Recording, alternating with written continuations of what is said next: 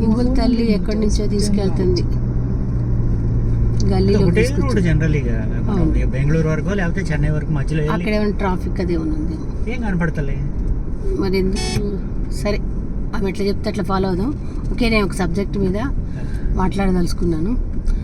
Traffic rules మనం పాటిస్తున్నామని ధీమాగా indicator వేసాను పర్లేదు అని మనం అటు ఇటు చూడుకోకుండా అజాగ్రత్తగా రావద్దు. ఎందుకంటే ఇండికేటర్ వేసి నీవు పర్ఫెక్ట్ డ్రైవర్ అయినా సరే కానీ ఆజు బాజు అవతలాన్ని ఇవతలాన్ని కూడా చూసుకొని నడపాలి. ఎందుకంటే వెనక చాలా స్పీడ్గా వచ్చి వాళ్ళు స్పీడ్ కంట్రోల్ కాక లేకపోతే సీనియర్ సిటిజన్స్ ఉంటారు, వాళ్ళు కంట్రోల్ చేసుకోలేరు ఒక్కోసారి పాపం.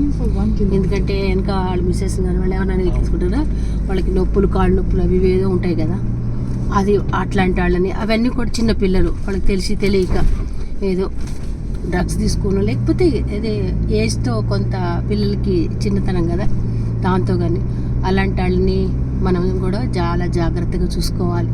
ఎందుకంటే వాళ్ళ తప్పు నాది రైటు అనే మూర్ఖంగా ఆర్గ్యూ చేసే కన్నా కూడా వాళ్ళ ప్రాణాలు కూడా మనం కాపాడిన వాళ్ళం అవుతాం.